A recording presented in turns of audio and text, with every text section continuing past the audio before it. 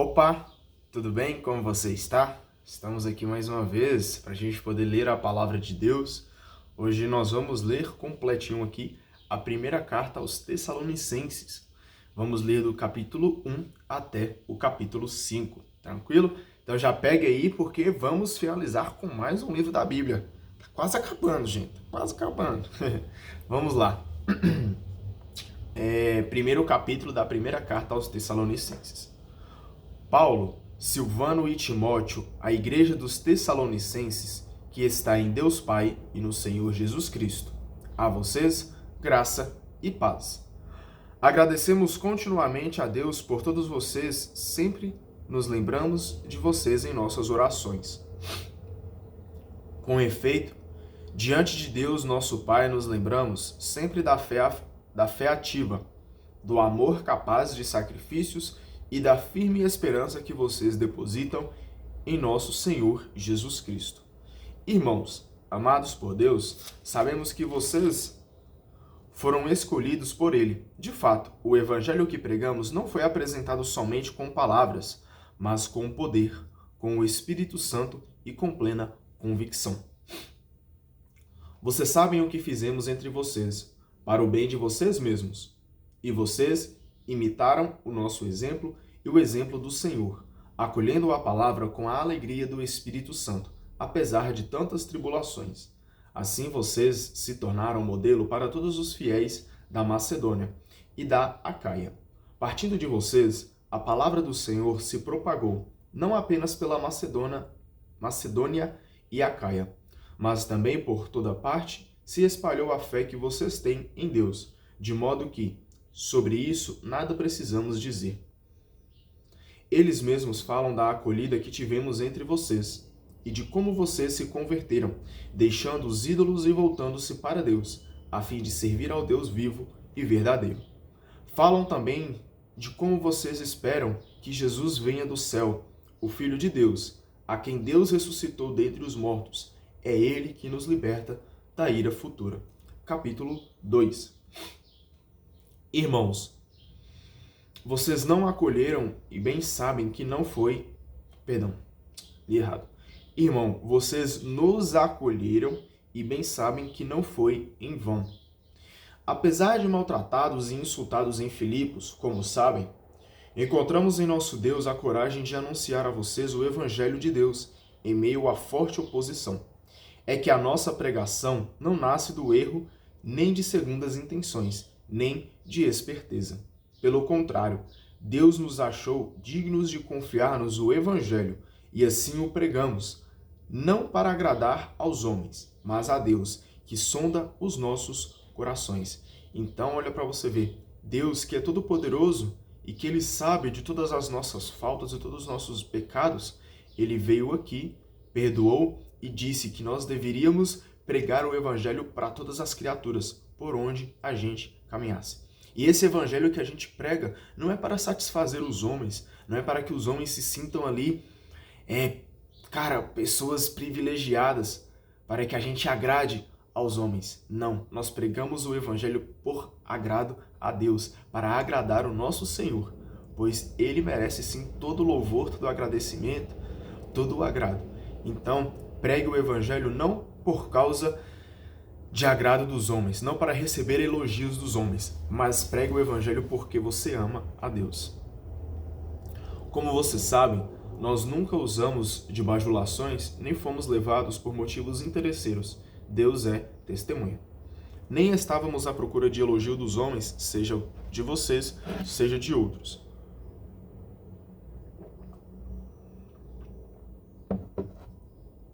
Embora como apóstolos de Cristo, pudéssemos recorrer à nossa autoridade. Ao contrário, tratamos vocês com bondade, qual mãe aquecendo os filhos que amamenta. Queríamos tanto bem a vocês que estávamos prontos a dar-lhes não somente o Evangelho de Deus, mas até a nossa própria vida, de tanto que gostávamos de vocês. Irmãos, vocês ainda se lembram dos nossos trabalhos e fadigas. Pregamos o Evangelho a vocês trabalhando de noite e de dia, a fim de não sermos de peso para ninguém. Vocês são testemunha e o próprio Deus também de como foi santo, justo e irrepreensível o nosso comportamento em relação a vocês que acreditam. Vocês sabem muito bem que tratamos a cada um de vocês como um pai trata os seus filhos. Nós exortamos, encorajamos e admoestamos vocês a viverem de modo digno de Deus, que os chama para o seu reino e glória. O motivo do nosso contínuo agradecimento a Deus é este. Quando ouviram a palavra de Deus que anunciamos, vocês a acolheram não como palavra humana, mas como ela realmente é, como palavra de Deus que age com eficácia em vocês que acreditam. Irmãos, vocês imitaram as igrejas de Deus que estão na Judéia, as igrejas de Jesus Cristo, pois vocês sofreram da parte de seus compatriotas, assim como também elas sofreram por causa dos judeus. Estes mataram o Senhor Jesus e os profetas, e agora nos perseguem. Desagradam a Deus e são inimigos de todo mundo. Eles querem impedir-nos de pregar a salvação aos pagãos. E com isso vão enchendo sempre mais a medida dos seus pecados, até que a ira de Deus acabe por cair sobre eles. Irmãos, já faz algum tempo que estamos separados de vocês, longe dos olhos, mas não do coração. E por isso temos o mais vivo e ardente desejo de tornar a vê-los. Quisemos visitá-los, eu mesmo, Paulo, mais de uma vez quis fazer isso. Satanás, porém, nos impediu.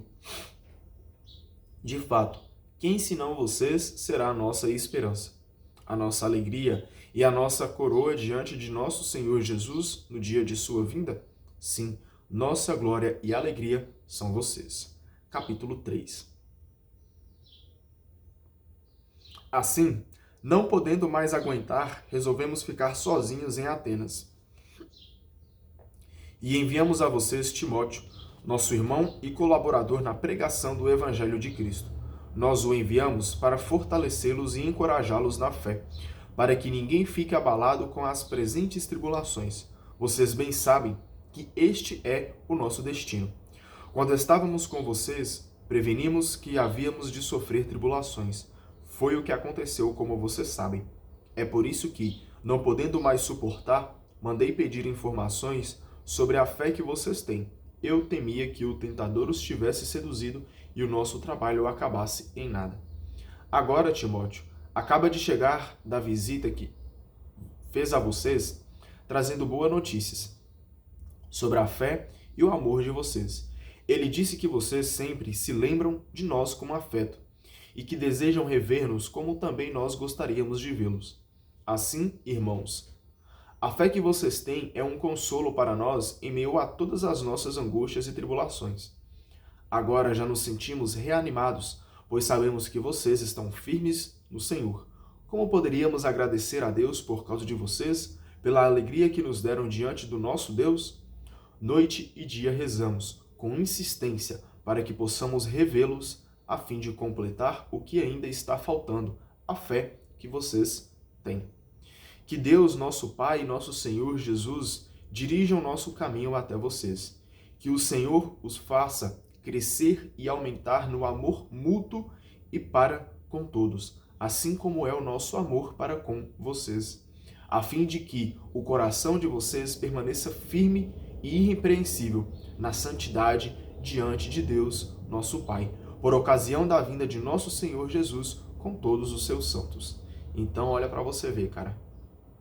Nós precisamos crescer no amor mútuo, no amor verdadeiro, naquele amor que Jesus nos ensinou, pois é através do amor que nós vamos alcançar a santidade. E é ser firme nessa santidade, ser firme naquilo que o Senhor está nos ensinando, pois é com o amor que nós alcançaremos a santidade. E a santidade é Jesus. Então permaneça-se firme e fiel ao amor. Capítulo 4. De resto, irmãos, pedimos e suplicamos no Senhor Jesus, vocês aprenderam de nós como comportar-se para agradar a Deus, vocês já se comportaram assim. Continuem progredindo. Vocês conhecem as instruções que lhes damos, vocês conhecem as instruções que lhes demos em nome do Senhor Jesus. A vontade de Deus é que vivam consagrados a Ele, que se afastem da libertinagem, que cada um saiba usar o próprio corpo na santidade e no respeito, sem deixar-se arrastar por paixões libidinosas, como os pagãos que não conhecem a Deus. Quanto a isso, que ninguém ofenda ou prejudique o irmão, porque o Senhor se vinga de todas essas coisas, como já dissemos e demos prova. Deus não nos chamou para a imoralidade, mas para a santidade. Portanto, quem despreza essas normas não despreza um homem, mas o próprio Deus, quem dá o Espírito Santo, que dá o Espírito Santo para vocês. Então olha para você ver, mais uma vez, Deus não nos chamou para viver a imoralidade, Deus nos chamou para viver a santidade. Hoje está cada vez mais comum pecar, contra o próprio corpo e contra o corpo de uma outra pessoa, fazendo ali atos sexuais, principalmente antes do casamento. Olha para você ver, esse é um pecado que atinge muito todos nós hoje.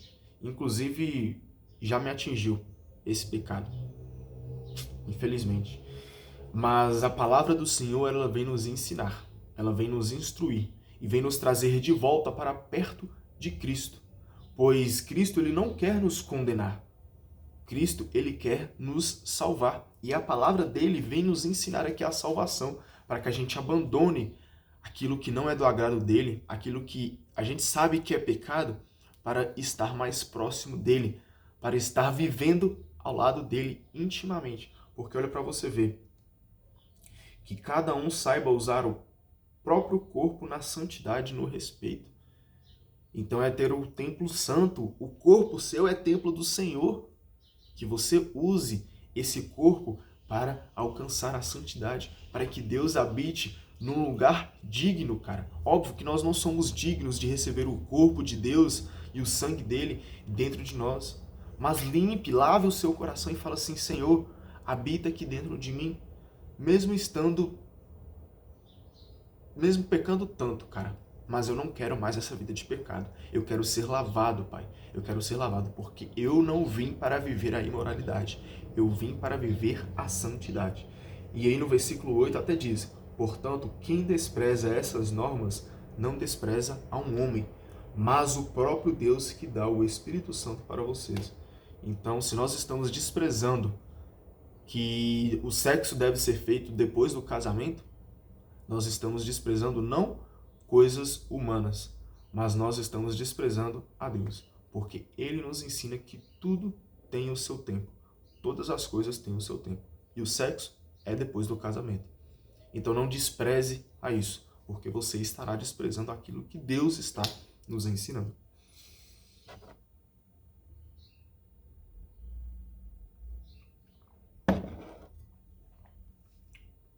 Não precisamos escrever-lhes a respeito do amor fraterno, pois vocês aprenderam do próprio Deus a se amarem uns aos outros. E é isso que vocês estão fazendo com todos os irmãos da Macedônia. Mas aconselhamos, irmãos, que vocês progridam cada vez mais. Que seja para vocês uma questão de honra viver em paz, ocupando-se com as coisas que lhes pertencem e trabalhando com as próprias mãos, conforme recomendamos. Assim vocês levarão uma vida honrada aos olhos dos estranhos e não precisarão da ajuda de ninguém. Ou seja, show preguiça. Preguiça que não, cara. Pelo amor de Deus. Vamos trabalhar, vamos ser homens e mulheres que trabalham, que buscam se sustentar para não depender de ninguém. Porque isso, cara, nos traz ali uma honra. Isso nos traz paz. Pois quem não quer comer, cara, quem quer comer e não quer trabalhar não faz muito sentido. Para quem quer comer, precisa trabalhar. Então vamos trabalhar sem preguiça. Irmãos, não queremos que vocês ignorem coisa alguma a respeito dos mortos.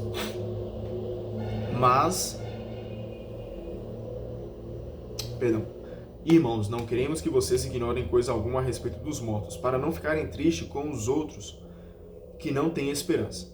Se acreditamos que Jesus morreu e ressuscitou, acreditamos também que aqueles que morreram em Jesus serão levados por Deus em sua companhia.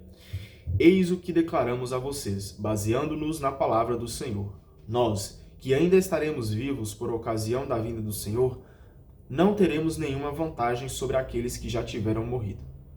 De fato, há uma ordem, a voz do arcanjo e ao som da trombeta divina, o próprio Senhor descerá do céu.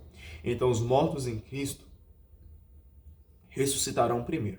Depois nós, os vivos que estivermos ainda na terra, seremos arrebatados junto com eles para as nuvens ao encontro do Senhor nos ares. E então estaremos para sempre com o Senhor. Consolem-se, pois, uns aos outros com essas palavras. Capítulo 5. No que diz a respeito ao tempo e circunstâncias, não preciso escrever nada para vocês, irmãos. Vocês já sabem que o dia do Senhor chegará como ladrão à noite, quando as pessoas disserem, estamos em paz e segurança. Então, de repente, a ruína cairá sobre elas, como dores do parto para a mulher grávida, e não conseguirão escapar. Mas vocês, irmãos, não vivem em trevas, de tal modo que esse dia possa surpreendê-los como um ladrão, porque todos vocês são filhos da luz e filhos do dia. Não somos da noite nem das trevas. Portanto, não fiquemos dormindo como os outros, estejamos acordados e sóbrios, pois os que dormem, dormem de noite, e os que se embriagam, embriagam-se de noite. Nós, porém, que somos do dia, sejamos sóbrios, revestidos com a couraça da fé e do amor com o capacete,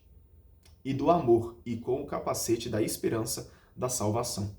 Pois Deus não nos destinou à sua ira, e sim para a salvação, através de nosso Senhor Jesus Cristo, o qual morreu por nós, a fim de que, acordados ou dormindo, fiquemos unidos a Ele. Então, cara, Deus nos destinou à salvação. Não é brincadeira. Deus quer nos salvar. Ele enviou o seu Filho para morrer e para ressuscitar, para vencer o pecado, para vencer o mal. E Ele fez isso. Mas agora precisamos fazer a nossa parte. Buscar o Senhor acima de todas as coisas. Amar a Deus acima de todas as coisas, com toda a sua força, com todo o seu entendimento, para a gente atingir a salvação que é Jesus Cristo, para a gente estar morando junto com Ele lá nos céus. Olha que maravilha! Portanto, consolem-se mutuamente e ajudem-se uns aos outros a crescer, como aliás vocês já estão fazendo. Irmãos, pedimos que tenham consideração para com aqueles que se afadigam em dirigi-los no Senhor e admoestá-los. Vocês devem tratá-los com muito respeito e amor, por causa do trabalho que eles realizam. Vivam em paz entre vocês. Por favor, irmãos, corrijam os que não fazem nada. Encorajem os tímidos, sustentem os fracos e sejam pacientes com todos. Cuidem que ninguém retribua o mal com o mal, mas procurem sempre o bem uns dos outros e de todos. Estejam sempre alegres, rezem sem cessar. Deem graças em todas as circunstâncias, porque esta é a vontade de Deus a respeito de vocês em Jesus Cristo. Então, agradecer em todas as situações. Mas, Vitor, é muito difícil agradecer em todas as situações. E quando eu estou passando por um momento difícil, cara? Quando está acontecendo algo assim tenebroso na minha família, como que eu vou agradecer? Eu te entendo, cara. Eu te entendo porque eu sou ser humano também. Mas se pararmos para pensar, tudo agora é perda.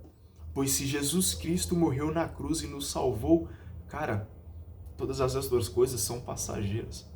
Nós temos muito mais que agradecer do que de reclamar. Temos muito mais que agradecer. Óbvio que as coisas que nós temos aqui nessa terra, elas são importantes também. Mas Jesus Cristo é o ponto principal.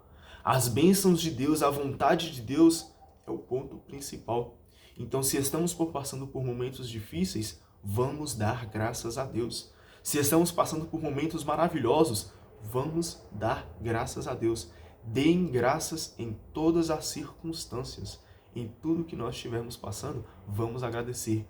Porque isso não é vontade minha. Isso não é palavra do Vitor. Isso não é palavra de um padre. Isso não é palavra de um apóstolo. Isso não é palavra de nenhum papa. Isso é palavra de Deus. Isto é a vontade de Deus. Porque esta é a vontade de Deus a respeito de vocês em Jesus Cristo.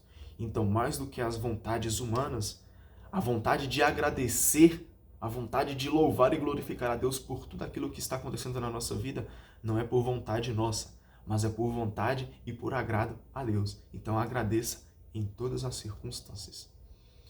Não extingam o espírito, não desprezem as profecias. Examinem tudo e fiquem com o que é bom. Fiquem longe de toda espécie de mal. Só corrigir um detalhe aqui, que eu acabei falando. Essas palavras aqui são de Paulo. Então, de fato, é de um apóstolo, né?